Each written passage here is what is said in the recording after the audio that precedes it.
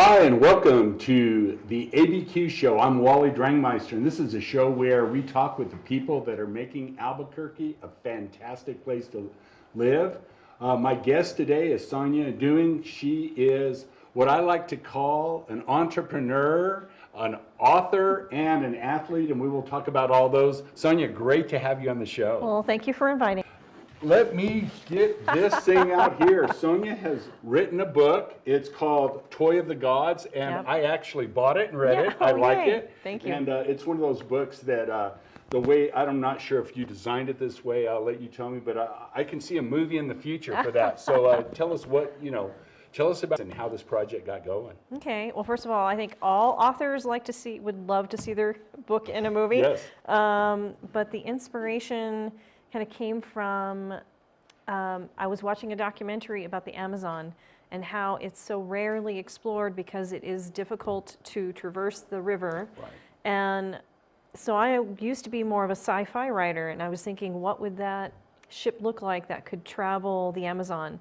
And then sort of the characters and the idea kind of grew from that initial idea. Yeah. Well, how's the book being received, and what do you do to promote it, and talking to people about it? Whew, well, I'm getting a lot of great reviews on Amazon, Yes. so I'm really excited about that. I did actually just fire my publisher, so it's going to disappear from Amazon sometime in February, and then I have to republish it because I wasn't really happy with the work my publisher was doing. Right.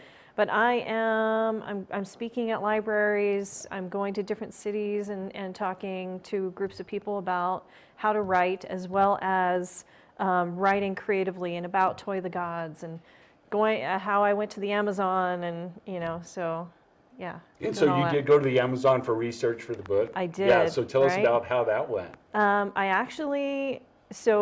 It turned out I quit my job at UNM because I had a little bit of money, and I went and traveled for 7 weeks in Costa Rica, Panama, and Peru. And so part of that journey was to go to the Amazon in Peru. So I went to the Amazon basin, went to Posadas, Amazonas, which is a eco resort out in the Amazon, and it's kind of like an eco resort. There is. It's kind of part of that story. And so definitely the things that I researched and found in the Amazon are definitely in the book, and they really brought the book to life. Yeah. Well, and then you talk about the process of writing. I know that's your business as well, that you help writers. Tell us, what the entrepreneur side of your writing career is. Okay, so I run a business called Plot Duckies. And Plot Duckies is all about helping creative writers write their creative story. Yes. And so I have events, like I have the Short Storyathon coming up, and that is a 3-day weekend where you come in Friday night, we come up with ideas for your story. Saturday is all day writing, editing, producing, reviewing each other's work. We either hire a graphic designer for a cover, or we make our own through Canva. And then Sunday we publish a short story to Amazon, which is a great way to start creating a fan base if you want to become an author, or you eventually want to publish novels. And it's also a good way to intro if you're writing a full novel. So one of my short stories is it's called Ire of the Gods, and Right. it's a backstory about the god who's in this book and an explorer that's kind of introduced in this book, and it introduces what happened to the explorer back in the early 1900s. Well, you bring up some very interesting topics. One, that you're having to fire your publisher and do some of that yourself. ProView Networks has really been on the cutting edge as kind of the media landscape changed a little bit. Not everything is about the networks and TV. There's other networks that are online and in cable and other things. And then the same thing with writing. So talk to me a little bit about that idea of building an audience, because you don't need a big publisher. You don't need to go talk to somebody in New York if you can build an audience. And what are some of the best ways that you found to do that? So building an audience, number one is, I feel short stories kind of starts to build that audience, but also getting out and connecting with people in the community and talking to them about what you're doing and what you're writing. And then also, so I am part of a writing review group called Kirky Quills, and I think that was huge, not only to kind of get an audience, but to also find out what worked and what didn't work with my book before I published it, and Right. so I can make it a better book. Yes. And then also, so for example, when my book first came out, or even before it came out, I did it in pre-sales. I sold 100 books before the book was even published. So, and that meant I had to email all my friends and family and say, hey, I've got this book. And if I hadn't have done that, 50% of them probably wouldn't even know that I had a book, right? Right. Because not everyone is And on these are social people media. that you know. Yes. And they wouldn't have known you had a book if you hadn't reached out that way. Correct. Yes. Yeah. And so even on, not everyone's going to be on social media, and even if they are, if you post today, not everyone's going to see that post. Right. So you have to think more about email and creating an email list through your website, offering something free on your website. So I actually offer the pre-story to Toy the Gods for free on my website that people can sign up for. So then I have their email address, and if they liked my short story, and I send them an email and say, hey, there's this new short story out here, they might purchase that, or they might be interested. So growing your audience from people you know, as well as growing an email list through your website and connecting with people, but then also, going to events and talking to people and making connections. Okay, so I'm going to thumb through here to get the exact number. So this is 250 pages. Yep. I know there's this thing called writer's block. I've heard of it. I've suffered from it. What is your process you use? How do you make sure that you get words on into a computer on paper when you've started a project? So I have a couple of processes, but one I love is kind of I don't know if you ever heard of National Novel Writing Month. Mm-hmm. So I do that every year, and I'm actually a liaison for Albuquerque. And so the idea is in November, you write 50,000 words. Right. And in order to get that done, you have to basically push yourself to write as fast as you can. Right. And you don't edit. Yeah, you don't edit. You just got to get it out there. Correct. Yes. So, so that's the idea. You just sit down and you write. You don't edit. Leave editing for some other time. Right. And it actually works better because if you can write through the whole story, and then walk away from it, and then come back to it a month later and start working on it, like I'm working on Gamble of the Gods, which is book 2, Right. and I'm reading things now that I wrote last year, and I'm like, oh my God, this is brilliant. Of course, there's also awful stuff too, so Yes. it's not all brilliant. But you basically push yourself to write through as fast as you can. And actually, I just published a nonfiction book called The 5-Minute Author, How to Write a Novel, and it's available in ebook right now. It's going to be in audiobook soon as well as Right. print. And that also is, the idea of that is, a lot of people don't have a ton of time. No, not everyone has a month to sit and write a Right. novel. So the idea for that is you read a chapter, you listen to a chapter a day, and you go off and you write for 10 to 25 minutes a day. Right. Because really, in all honesty, most of the novels we read were written 30 minutes a day. Right. So if someone has an idea for a novel, I'd say, check out the books out there about writing and just kind of get yourself started. Because if you wait until you feel just right, you may never get that book written. Yeah. Yeah. Yeah, there is no perfect writing, Oh, no. particularly done getting something on the page. Yes. Yeah, so how many words feels like a good day to you when you're in creation mode? So Or how do you judge that? Is it minutes? Is it words? I judge it sometimes in minutes, sometimes in words. Right now, I am so busy with so many things going on that my limit is 10 minutes a day. But Yeah. I do not go to bed until I've written those 10 minutes, that I've checked that off my list for the day. Yeah. Normally, it's about 1,000 words. Feels good to me when I'm not quite so busy. Right. Yeah. Yeah. So, and how long will 1,000 words take you on a good day? Oh, man. Let's see, on a good day, writing, it's easier when you're just writing versus editing. Right Yeah. now I'm in edit mode. So I'd say it takes me about 3 hours to edit 1,000 words. Yeah. A Because lot shorter to write 1,000 yes, words. Yeah. right? 1,000 words could normally take me about maybe an hour Yeah. if I'm just writing. So talk to us, without giving away too much, a high-level view of what the plot is, or what are people looking at? Okay. Yeah.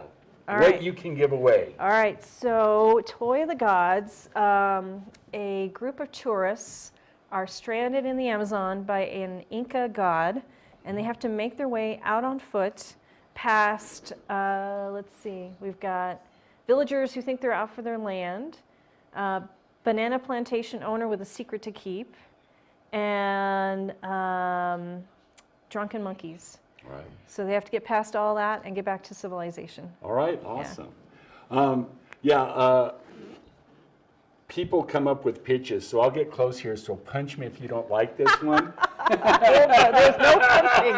I will not be punching anybody. It's one of those. So to me, it's kind of like, whoop, did I lose my mic? I did. Oh, you did. Yep, let me grab my mic here. To me, it was a little bit like Jurassic Park. Jurassic Park meets Indiana Jones and the Temple of Doom. It had that feel to it. And again, Awesome. it's not like either one of them, but it's one of those where it really makes you pay attention to what's going on. And I like the fact that it's written in relatively concise, small chapters. So it's I found it a great book. I'd read 3-4 chapters in the evening Nice. and then go from there. So Yeah, I'm not punching you on that. That was a good that was description. okay. All right. So, well, that's it for the first segment. When we come back, we will be visiting more with Sonia Dewing about her book, about writing, and maybe even talk a little bit about her athletic adventures. And coming up in the second half of the show, we have Daniel Ivy Soto. Senator Ivy Soto is going to be talking about the upcoming legislative session in Santa Fe. You're watching the ABQ Show on ProView Networks. What is glamour? Frailty. What is desire? Diamonds. They say a life lived without passion is hardly worth living. Ma'am? Ma'am? Ma'am? Dang, this one made me feel all special.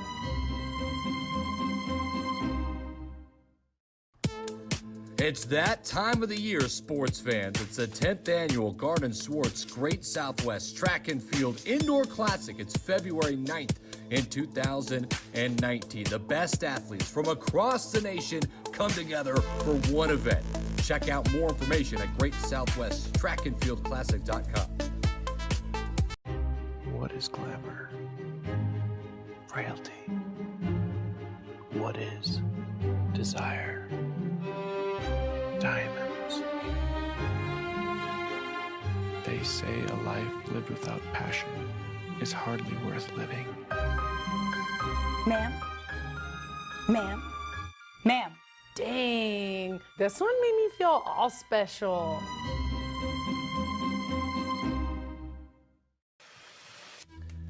High school sports are back.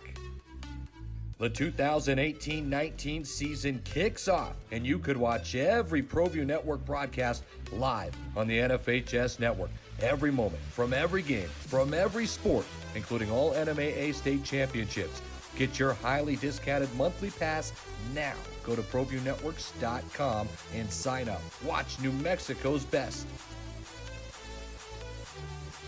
Car Crafters, proud supporter of ProView Sports Network. Are you sure we're supposed to be doing this? Don't worry, I've watched him do it 1,000 times. Come on, what's the worst that can happen? No! Bad dog! Hi, welcome to Car Crafters. What happened? Don't worry, we'll make it like it never happened. Car Crafters, it's like it never happened.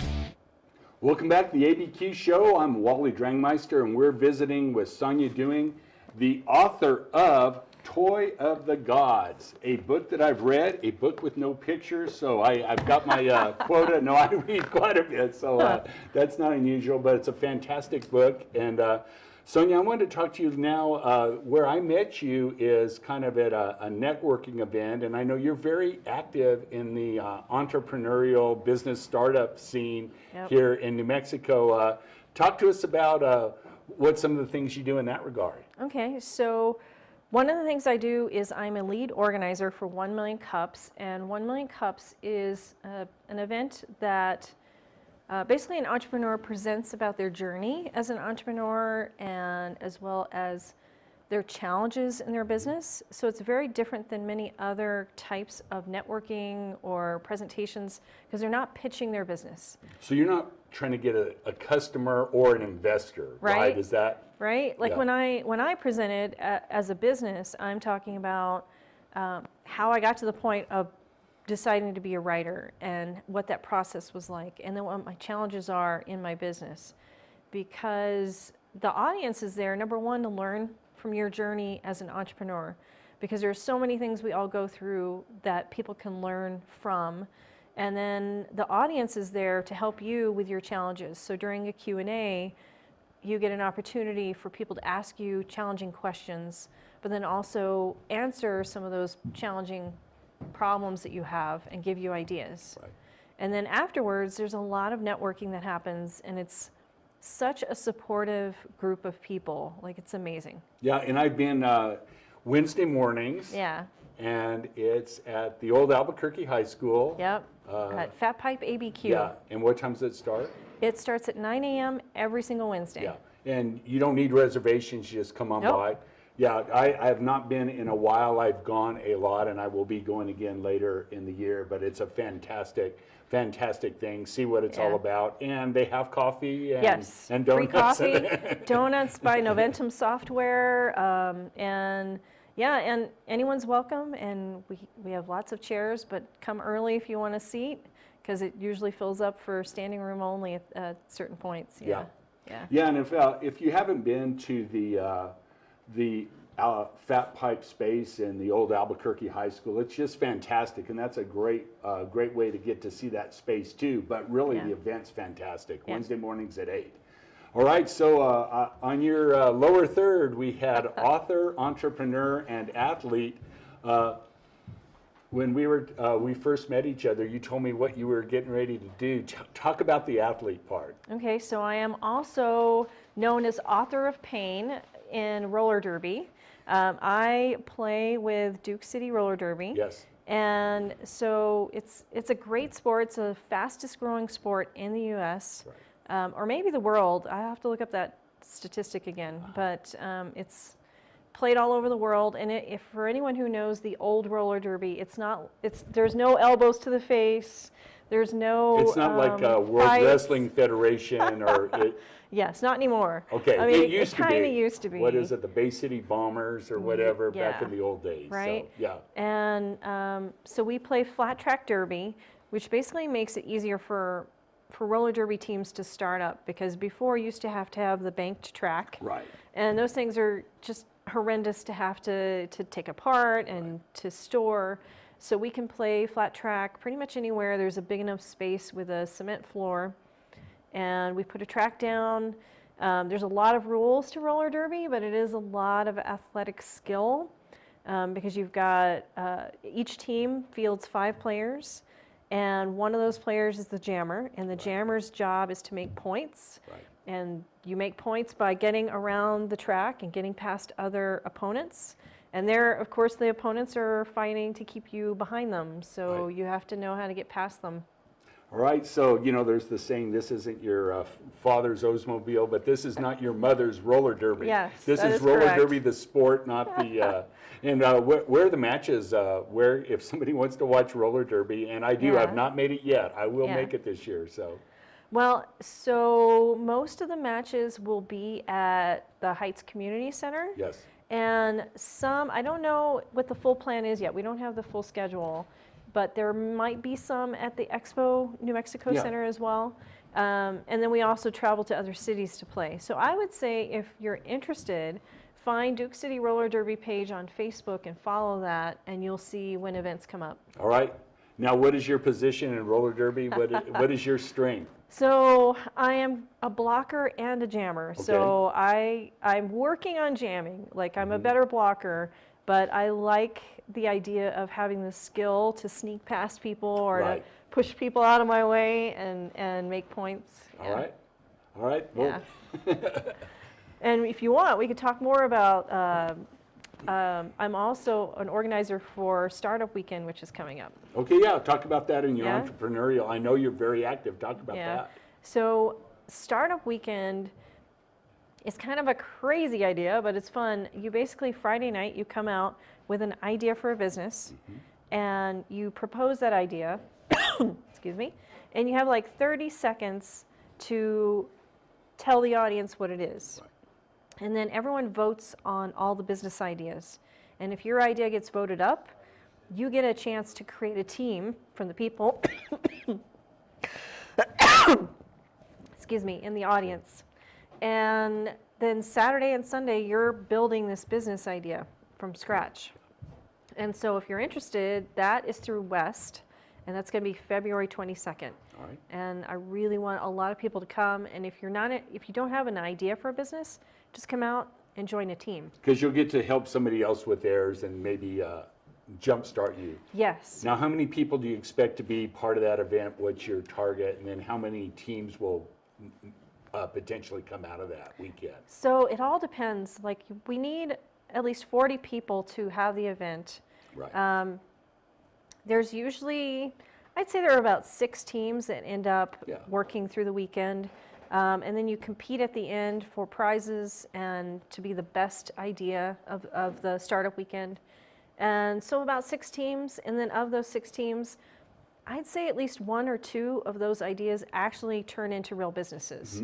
So I've seen a women's startup weekend a couple years ago, Teen Years, was an idea brought up at the last minute by Trish Lopez, and she's still in business. She's got a business, keep going, and it's teens helping seniors with technology. Oh, yes. Yeah, I've heard them. I did hear them present, I believe, at 1 Million Cups. So, so real business comes out of this. Yes. Yeah.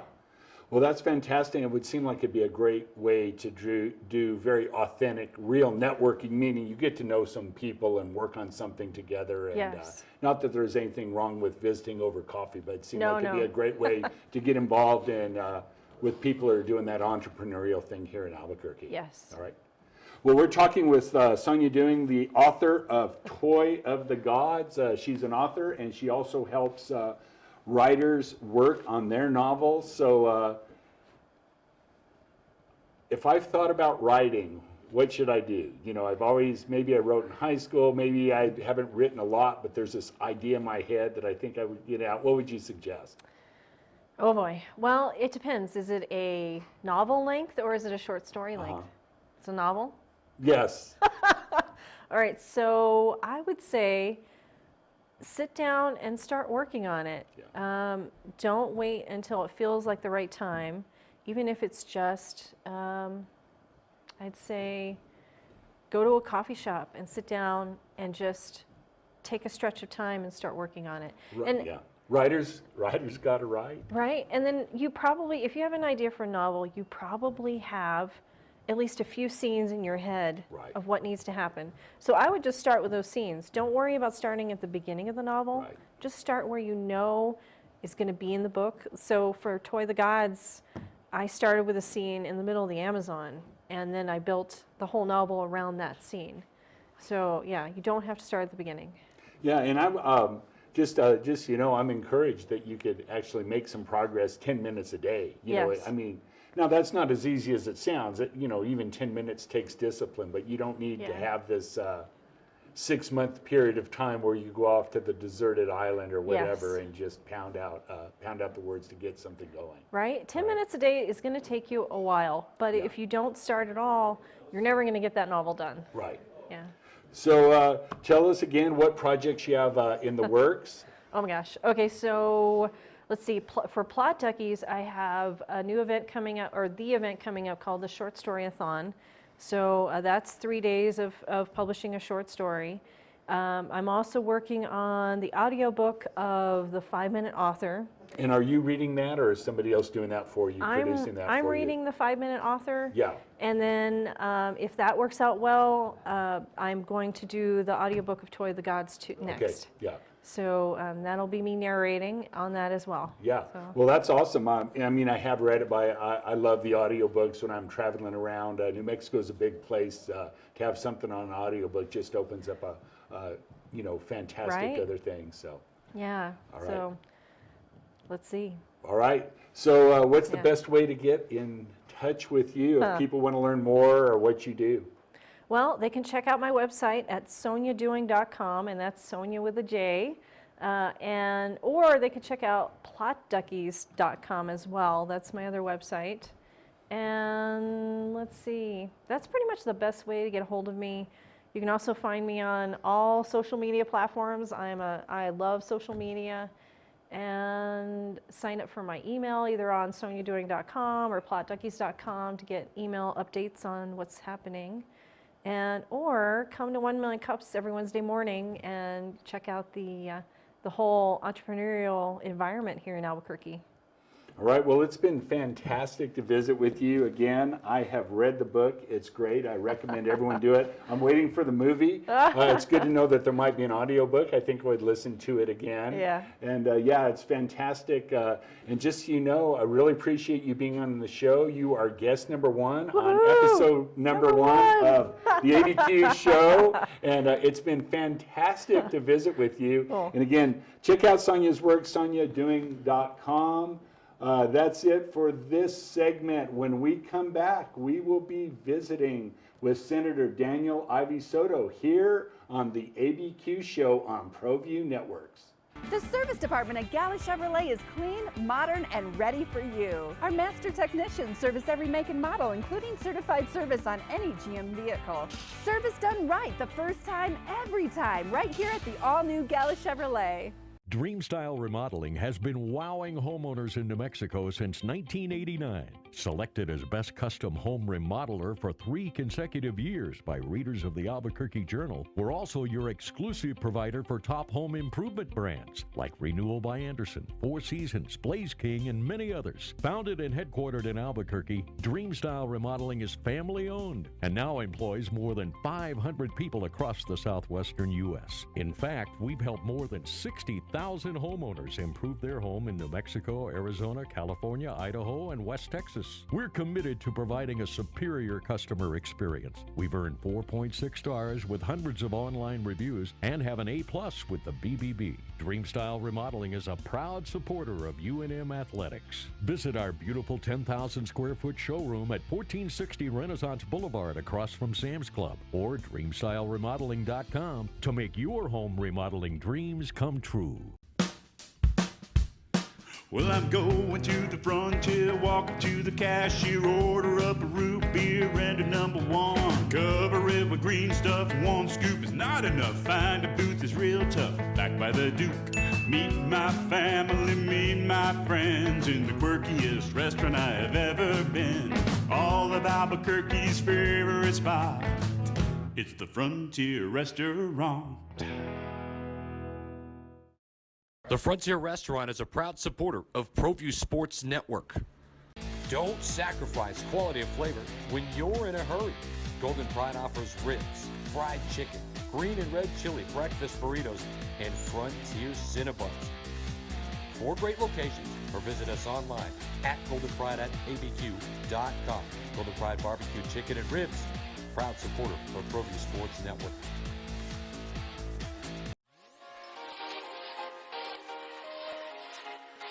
Folks, there's no other way but to be all in. Either he's Lord of all or he is not Lord at all. And you can experience the real and authentic, true life change that only God can provide to humanity. See, when we truly encounter Jesus and purpose to know him and follow his teachings, hashtag life change will occur.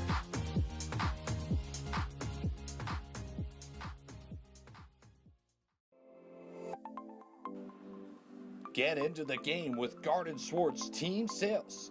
They have everything you need, from screen printing, embroidery, and digital printing services, high school letterman jackets, and all high school and club uniforms, and individual and team apparel with the most reliable brands like Speedline, Rawlings, and Wilson. And don't forget to check out the latest F7 Shut helmet. It's all at Garden Swartz Team Sales. Give them a call, 505-884-1234. Garden Swartz.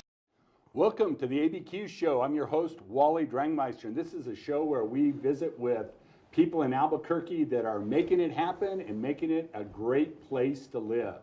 And my guest today is State Senator Daniel Ivy Soto. Senator, welcome to the ABQ Show. Thank you so much. Appreciate being here. Well, it is a busy time of the year. The legislative session is getting ready to happen. I really appreciate you taking time to visit with us. Senator, tell us what's your district that you represent? How long have you been a senator, and how'd you get into the I won't call it a business, the vocation of serving the people of New Mexico? Certainly. So my district is, I'm a state senator for District 15. Which, you know, whenever we go to meetings, everybody gives their number, and of course, nobody knows where that is, right? And so the district is the near Northeast Heights area of Bernalillo County. And basically, I go from Carlisle up to Wyoming, and from Academy down to Manal. Okay. And then I drop down at Louisiana, and so I take in ABQ Uptown and Windrock, but I don't have Coronado. Okay. And then I have the neighborhoods just to the east of that. Yes. And so, you know, it's a great district. It's, I think, the third most compact of the Senate districts in the state.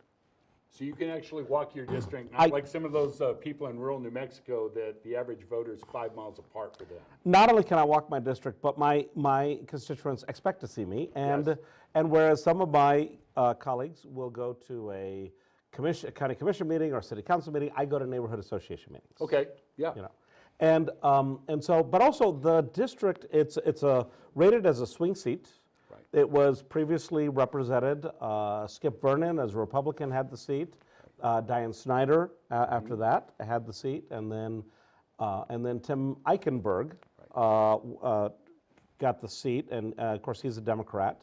And then when he was running for re-election, after the primary, he pulled his name off the ballot.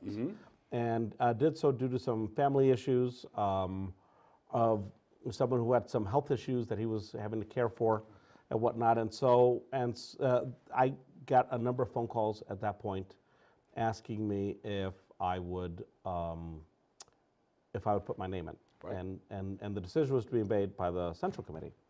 So at the time, I was and I still am, the executive director for the county clerks. Yes. And because New Mexico's legislators, you are not paid a salary, you have day jobs. New Mexico is the only state in the union with an all-volunteer legislature. Right. And as a result of that, we end up with the 3 R's in our state legislature. Okay. We end up, and I'm the third, by the way. Okay. It's the rich, Okay. the retired, Okay. and the resourceful. All right.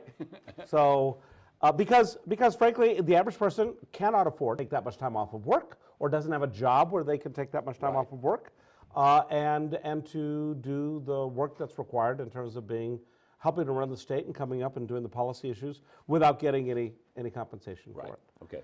And so the way that I got to where people were calling me at that point was that I was the state election director a few years prior to that, and was Associate Deputy Secretary of State in charge of elections, ethics, and legal issues at the Secretary of State's office. When I left there, I became the Executive Director for the County Clerk. So I was a known quantity in the roundhouse, Yes. and somebody who did some policy issues. I didn't contribute to any campaigns. I didn't endorse any candidates because I worked for election administrators. And so there was nobody owed me anything at that point. And so, at any rate, I got a number of phone calls. My wife and I discussed whether it would be a good idea. We both agreed that really nothing good could come from my running for office. Yes. And so therefore you had to do it? Well, eventually, I got the phone call from the person I could not say no to. Uh-huh. And we all have somebody Yes. that we can't say no to. And so that person called me, and so by then 2 other people had expressed an interest in the position, and we showed up for the meeting of the County Central Committee members who are going to be making a decision. Right. And by the time they ultimately voted, I was the designee of the party to go on the general election ballot. Right. And the decision was made by 1 vote. Okay. Wow. Yes. So every vote counts. Yeah. Yes. In fact, 3 people failed to show for that meeting today. And they could have made a difference. They would have made. Yeah. They would have made a difference. Now, exactly. how long have you been a state senator? So I've I been know a you state- guys serve 4-year terms. We do, and so I am midway through my 2nd term. Okay, so you've been about, this will be going 6 years. 6 years. Yeah. This is my 7th session that I'm going into. And you know, and I've, you know, I don't need to be doing this. It's not, my identity is not wrapped up in it, but I do enjoy it. Yeah. I very much so. Yeah.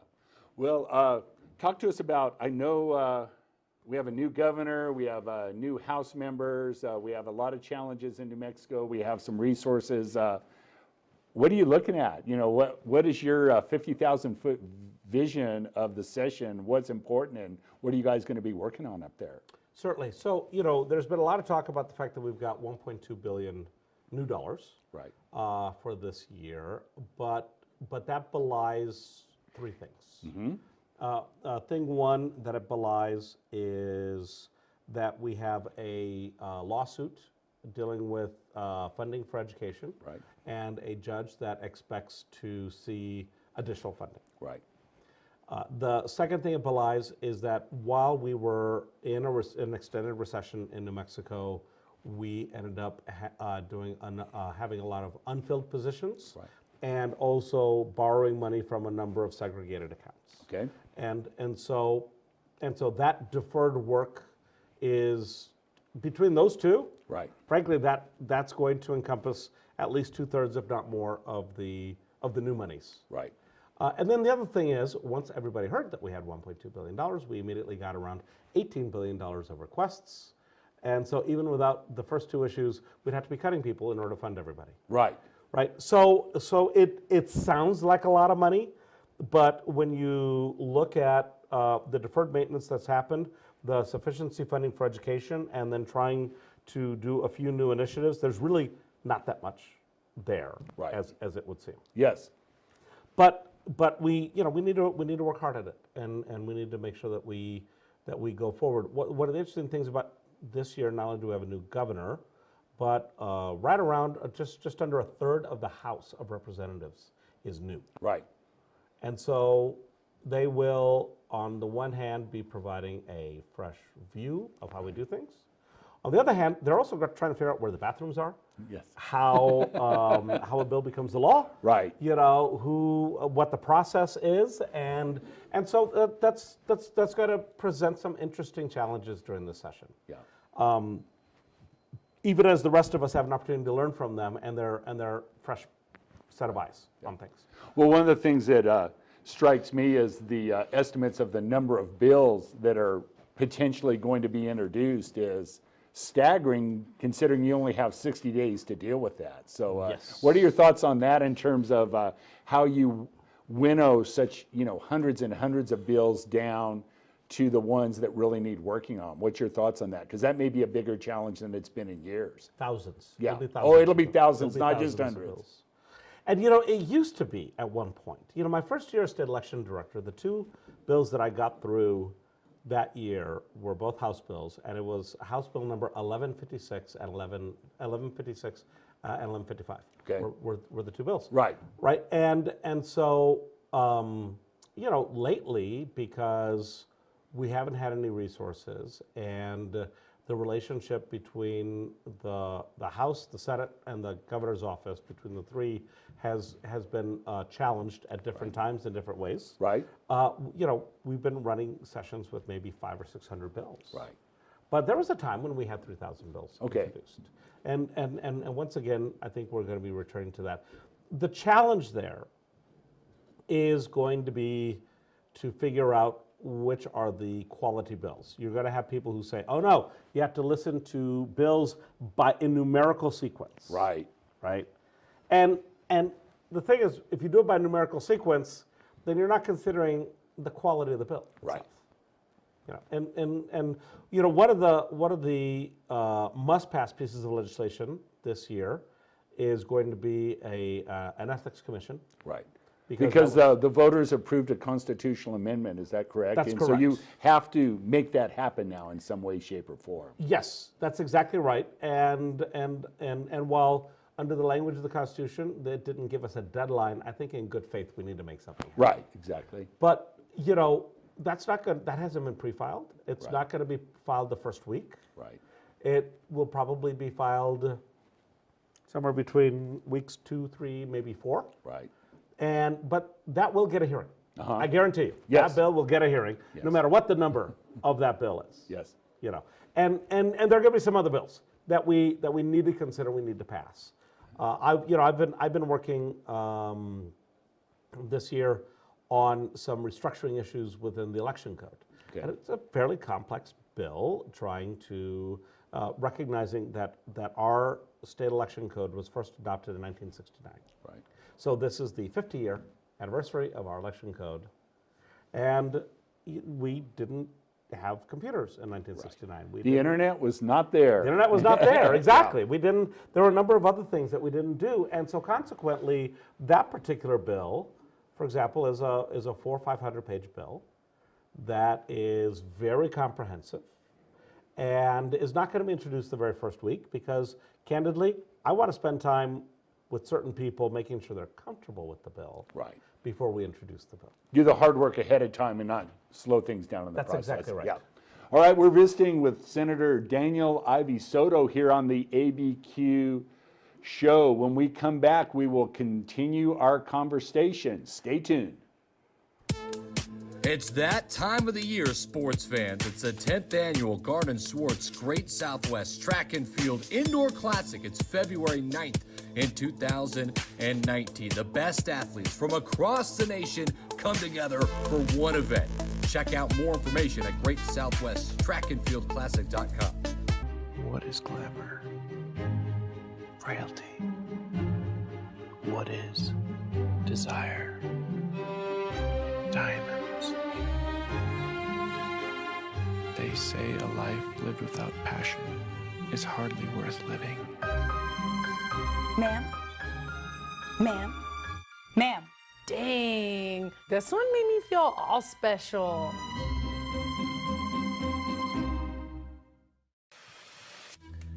High school sports are back. The 2018-19 season kicks off, and you could watch every ProView Network broadcast live on the NFHS network. Every moment, from every game, from every sport, including all NMAA state championships. Get your highly discounted monthly pass now. Go to ProViewNetworks.com and sign up. Watch New Mexico's best. Motto Mortgage Brokers works hard to give you more options. Hear why Emilio Vallejo's local brokerage is the perfect fit for this growing family.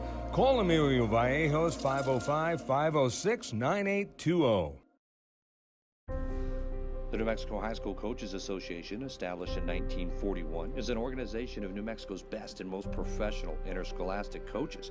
Coaches across work daily to help our student athletes excel in the classroom, on the field of play, and in our communities. Students that participate in interscholastic activities attain higher grades, higher graduation rates, and higher wages. Responsible for the North-South All-Star Games, statewide Coaches Award Program, and providing multiple professional development opportunities for New Mexico's coaches. Be a great coach by coaching beyond the game. Dreamstyle Remodeling has been wowing homeowners in New Mexico since 1989. Selected as Best Custom Home Remodeler for 3 consecutive years by readers of the Albuquerque Journal, we're also your exclusive provider for top home improvement brands like Renewal by Anderson, Four Seasons, Blaze King, and many others. Founded and headquartered in Albuquerque, Dreamstyle Remodeling is family-owned and now employs more than 500 people across the southwestern U.S. In fact, we've helped more than 60,000 homeowners improve their home in New Mexico, Arizona, California, Idaho, and West Texas. We're committed to providing a superior customer experience. We've earned 4.6 stars with hundreds of online reviews and have an A+ with the BBB. Dreamstyle Remodeling is a proud supporter of UNM Athletics. Visit our beautiful 10,000 square foot showroom at 1460 Renaissance Boulevard across from Sam's Club or DreamstyleRemodeling.com to make your home remodeling dreams come true. Welcome back to the ABQ Show. I'm your host, Wally Drangmeister, and we're having a lively conversation with Senator Daniel Ivey Soto. Senator, let's talk a little bit about the process, a 60-day session getting ready to kick off next week. And I would say, just by way of compliment, I've seen other state legislatures. You guys are accessible. If you're a citizen that wants the legislature to know, or your individual legislators, you can make your voice known. What's the best way to do that with you from your constituents here in the Albuquerque area? Certainly. Well, so if you go to the legislative website, yeah, nmlegis.gov, okay, you can find your legislator there, or you can find me, whether I'm your legislator or not. Okay. And it has contact information for us. My email is there, as well as phone numbers to reach me out of the session and during the session. Okay. We get a lot of phone calls, but we also do our best to try to respond to them. And in terms of emails, I will tell you that, you know, increasingly we'll get these deluge of emails, all of which say the same thing on an issue. Yeah. And then every now and then we'll get the clearly individually written email. We read those for sure. Yeah. Yeah, and that's a good point. I know there's a lot of advocacy groups out there that have these long lists, and they send them an email and say, press this button and this email will go. Yes. So those whatever 500 emails don't get 500 emails worth of attention from you. They'll get one, you know, maybe more than one, but not as much as, like you say, that individual customized for you. Actually, if somebody puts 500 emails in my inbox, I will probably find the lobbyist for that organization and tell them they need to cut it out. Yeah, okay. Because I want to be able to have the real conversations with people who are actually writing me. Yeah. And then I know you don't have a full-time staff person other than during the session. You have some administrative help. So if they call that number, there'd be somebody that can, you're in session a lot, take down whatever it is they is concerned from a legislative point of view? Absolutely, and that's also why I make sure that I have my office phone from my personal business. Right. So that people can get a hold of me outside of session as well. Okay, yes. Yes. Yeah, now you have what, you know, just personally, I consider some really big legislative successes over the past few years on a couple of key issues. I'd like to talk to you about those. The first one is the civil asset forfeiture thing, and it's one of those, people laugh at me, but I actually did read the Constitution and did pretty good in 8th grade, but you know, there's this thing called due process, and it seemed like we had gotten away from that. Talk to me about that piece of legislation and what your role in that was, because it's being held up really as model legislation around the country coming out of New Mexico. Yeah, so civil asset forfeiture actually goes back to maritime days. Okay. When the only way to deal with a ship that was in the wrong place or carrying the wrong cargo was to take control of the whole ship. Okay. And what unfortunately that's morphed into is where at one point I think the city of Albuquerque would take the family car away if somebody was talking to prostitutes along Central. Okay. Right, and because somehow that was the instrumentality of the crime. Okay. Right, and the problem with that is, you know, when you, I mean, I understand these are people we don't like, right? We don't like people who commit DWI. We want to punish them some way, but to take their car away from them. When they before they're that's right, before they're found guilty, and regardless of whether they're found guilty, right, regardless of whether they're found guilty, and that's the problem that I have with it, is that we have people who are in fact their criminal case is dismissed or they're substantively found not guilty, and yet they still were losing their vehicles, right, and to the city, who would then auction them off. And that was not unique to the city. This is a nationwide phenomenon. This is a nationwide phenomenon. The federal government has been leading the charge in doing this, and it was spreading throughout New Mexico. So we had a bill that Zach Cook, state representative from the Lincoln County area, was carrying, and then Lisa Taraco, who was at the time a state senator from here in Albuquerque. She's Republican, I'm Democrat, and we have collaborated on a number of issues. And so as that bill came over, I agreed to carry that bill on the Senate floor, right, and to make sure that it got passed, which it did. And then afterwards, a number of local governments kind of ignored it. And so Senator Taraco and I actually sued in order to get enforcement. Our lawsuit didn't go very far, but another lawsuit did, that was from somebody who had lost a vehicle without due process. And the Court of Appeals recently ruled that when the state government passes a law and says this is the standard we expect, that local governments need to follow that as well. Right. And so that we're finally starting to get some better compliance on that bill. All right. But it's been a lot of work to do. Well, another issue that has been, I believe, a big success, but we're maybe not there, is the bail reform bill. You know, crime is a huge issue in Albuquerque. We've made some progress recently. I think there's not a citizen I've talked to or a person in Albuquerque doesn't think we need to make some more progress. But talk a little bit about this bill. Let me give you my summary. It's like instead of just being able to buy your way out of jail with bail, they decide how much of a risk you are to the society regardless of how much money you have and make the decision whether you get out pending trial or not. That is an amazingly acute description of what we did. Yeah. So historically, judges set bail, and if somebody and the purpose of bail is to secure your participation in the process. Meaning you come back to court because if you don't, because if you don't, you're going to lose the money. Right. And also for protection of the public. But so what that would result in, though, is that judges would make these really, in many cases, emotional determinations of how much money it would take for you to be responsive to the fact that you're in the criminal justice system. Okay, right. And instead now what we've got is a research-based process. And we're still working out some of the kinks, and anytime you do a wholesale reform on something, it takes a little while to be able to perfect the process. Right. But the reality is that local governments were spending easily a third of their budget on detention. Right. And it was astronomical, the thousands of people in New Mexico who were being held on because they couldn't make $100 or less in terms of a bond to be able to get out. And what happens is these people sit in jail.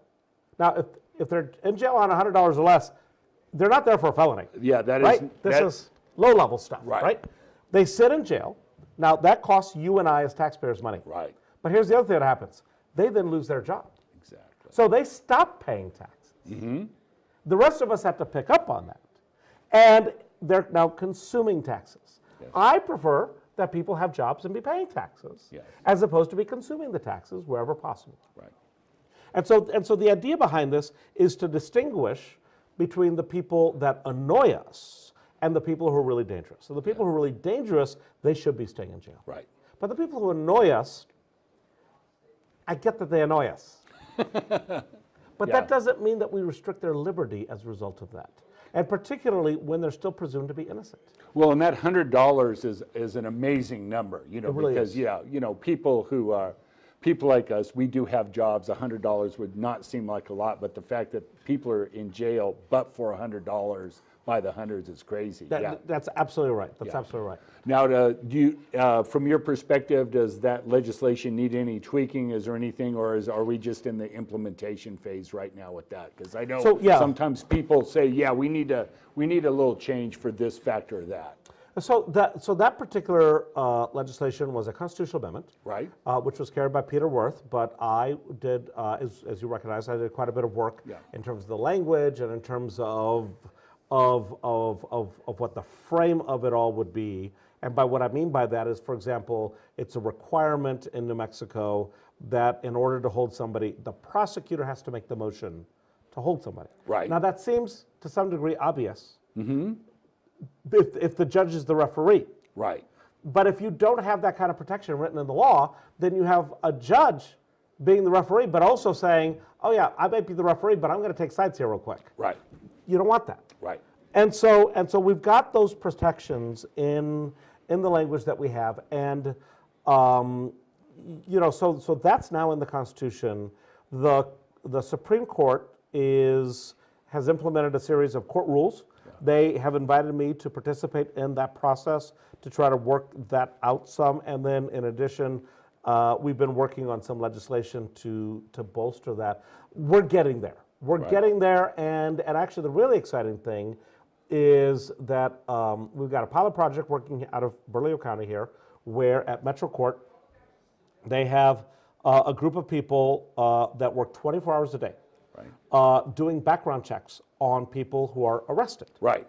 So that when a judge makes a decision, they actually have all the paperwork, they have all the information they need about what that person's history is, what their record is, what their challenges are, and it's been so successful that we are now, and those people, if someone has a totally clean record, and it's a nonviolent offense, they can actually make the decision, just let them out of jail.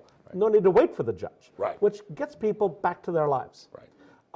It's been so successful that we are now ramping that up statewide with the crew here in Albuquerque. So that now a judge, what's going to be happening is a judge in, say, Tucumcari, someone gets arrested at 3 a.m. Well, they may not have anybody working at 3 a.m., but the guys in Albuquerque are working, and they can then shoot that information over right away so that we have the correct information at the right time. That's the really exciting part about it. Well, you know, crime is such an important issue in Albuquerque and New Mexico. Yes. You know, it seems like this is a hugely positive step to make sure that the resources are put where they're needed the most to keep crime down, and not that this is the only piece. Are there any other processes, bills that you're aware of that you think might get a good hearing, that might assist in the upcoming session with regard to crime, particularly in the Albuquerque area? So part of the criminal justice reform effort that we're doing, and interestingly, the criminal justice reform movement has been, Texas has taken the lead on this more than anybody else.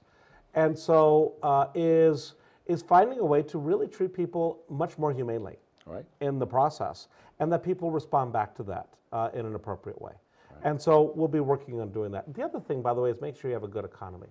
One of the things that I'm very proud about is one of the bills that I did a few years ago helped the public-private partnership at Winrock, so that project that was atrophying, and now it's vibrant, that's based on some legislation that I did that allowed them to be able to do some infrastructure work there. All right.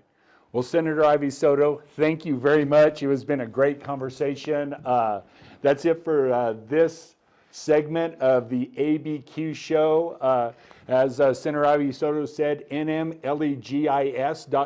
Go there, look for your legislator, follow what's going along. Or come by and see us. Yeah, and come by, see them in Santa Fe.